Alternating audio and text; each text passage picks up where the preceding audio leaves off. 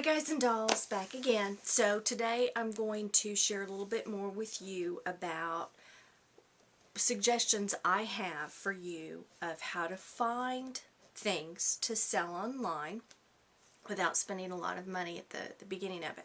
And also a little bit of history about where I started and how things have evolved and where I am now. So let me start with that first. So about 10 years ago, give or take a little bit, I started on eBay, and that was my first venue into online selling. And at that time, it was what I call the wild and woolly days of eBay, because there was no PayPal, there were no feedback scores for people, there was really no kind of accountability of if people had integrity or not as a buyer or a seller. So it was all just kind of crazy, but people, you know, it still succeeded obviously, and it did very well. And the people that sold well, you know, they got noted for that, and it snowballed from there.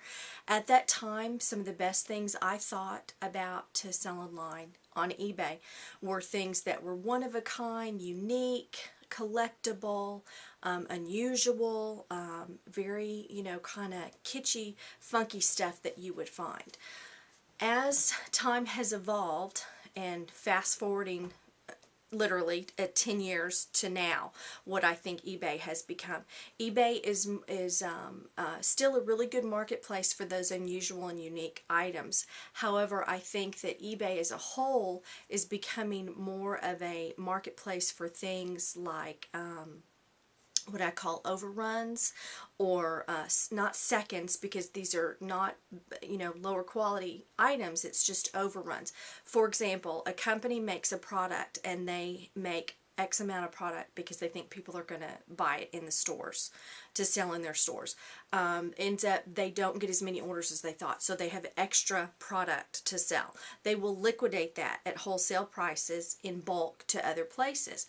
So a lot of times you get those people that sell it, or you get the people on eBay that buy from those kind of warehouses that have that inventory. Now, an example that I can give you is if you go online right now on eBay, probably in the electronics section, or in, because we've just had the holidays, so maybe like hair accessories, fashion jewelry, things like that. If you see the same listing several times with the exact same picture, and even maybe the identical description, those are going to be those kind of sellers I'm talking about. And so that's actually new inventory, or new items, and a lot of times it's bulk amounts of it that they're reselling. So it's not that there's anything wrong with that, it's just that eBay is not what it used to be. In my opinion, again, this is just my opinion, I still sell on eBay, and I still sell the unusual, unique, one of a kind, those kind of things on eBay, because I think for my purposes, those kind of things work better.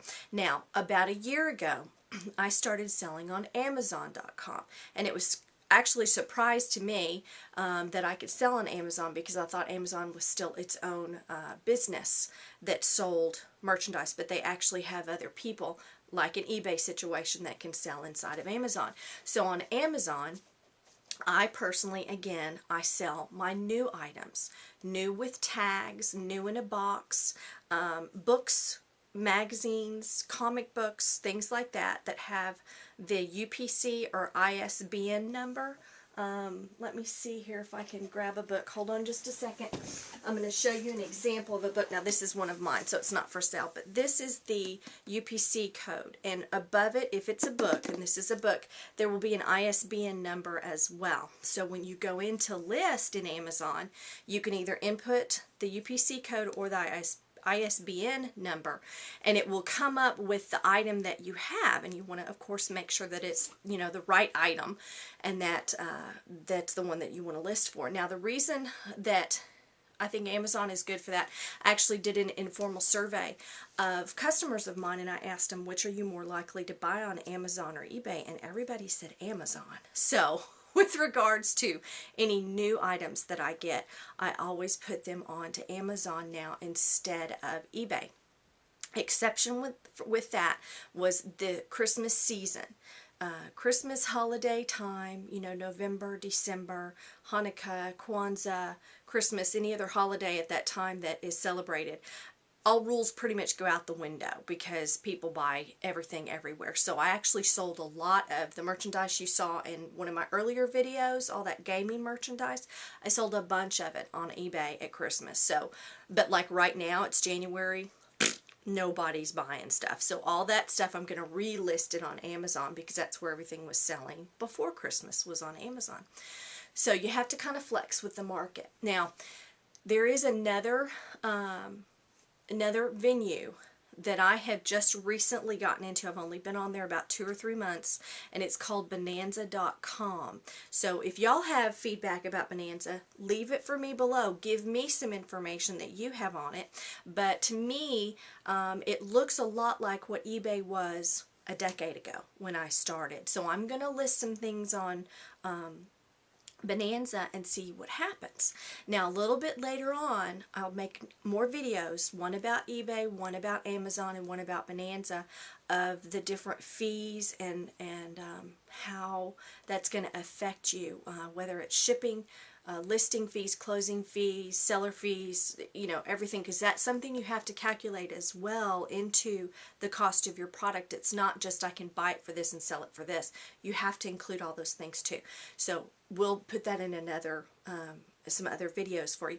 But as I mentioned at the beginning of this one, I want to give you some information of where you can find merchandise. Now, in again an earlier video that I had done, I shared with you about being able to, at this time of year especially, or at the end of season, going into regular retail venues and looking at their clearance areas and finding things that they're trying to get rid of. Right now again is a good time because they're trying to get their inventory really low, and usually around school start time is another time to go in, is when they're trying to get inventory low.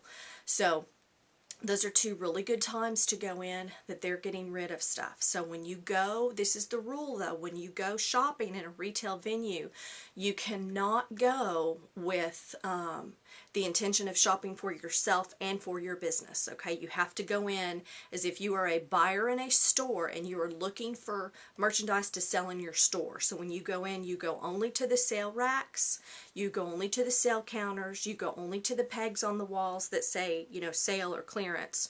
Go to the clearance section only. Don't even look at the other stuff when you go in. Just beeline straight to the clearance stuff. And be very, very diligent about what is your limit. What are you going to do? I personally do not buy anything from a retail venue unless it is 75% off or greater. I prefer for it to be 80 or 90, and a lot of times I can get that, but I will go for 75, and that's okay too. So that's the normal retail venues. Now, a lot of times stores sometimes don't go to 75 because they have a clearance center themselves that they will send all their things to. So that's something to look for as well in your area. You may have a Neiman Marcus, you may have a Crate and Barrel, you may have Pottery Barn, you may have Michael's, the crafting store. There's actually jewelry store. Zales has its own clearance center. So depending on what market you want to get into, if you want to focus down on one particular category, definitely look in your yellow pages, ask your friends, look online, you know, go to those websites and find out where is the Neiman Marcus last call, and you might find out that there's one in your area. So that's something to check out too. That's if you're looking to get brand new merchandise with tags in the box, still wrapped up, you know, ready to go, that you can get at a very good clearance. So that would be the one venue. I kind of do that every once in a while. My passion, the biggest source where I get things to sell is at garage sales, moving sales, estate sales, personal liquidations, tag sales, yard sales. They're called different things in different parts of the country, but basically anytime somebody has something in their home that they're selling, generally these are going to happen on the weekends, and a lot of times you won't find them until Saturday or Sunday if it's a garage sale or yard sale, a tag sale. Estate sales a lot of times will actually open on a Thursday or Friday. So if you ever go to an estate sale, what you want to make sure is that you put your name on their list, and then you'll get notified when that person has another estate sale, because that's a whole entire industry of itself, of which I will give more videos later, but you know, we're focusing right now. So when you go to these places, you have to really expand your mind, and you have to really trust your gut, because you're going to go in there and you're going to find things that maybe you don't want. You have no desire whatsoever to have an old popcorn popper, okay? But it will sell for a lot of money. So the more times that you go to these estate sales, the more you're going to find out what sells and what does not sell. So I wouldn't spend a lot of money. Don't invest in a lot. I usually honestly limit myself to about $20 to $30 when I go, and I see how many things I can get for that amount. And again, in another video, I'm going to give information for you about etiquette when you go to these sales, and how to deal with the people without being a jerk, you know, and how to get the best price that you can. So I hope that helps you for today, and look forward to the next one. Make sure that you subscribe, you comment, you leave a video response, you give it a thumbs up. If you didn't like this information, I guess you can give it a thumbs down, but I'd really rather have the thumbs up. So leave me some information. Talk to me below. Tell me what you want to see. What information do you want to know about? Are you getting ready to sell online? You know, what kind of information do you want from me? Because it's all free, people. That's what I'm here to do, is to try to help people make some money. So we'll talk some more next time.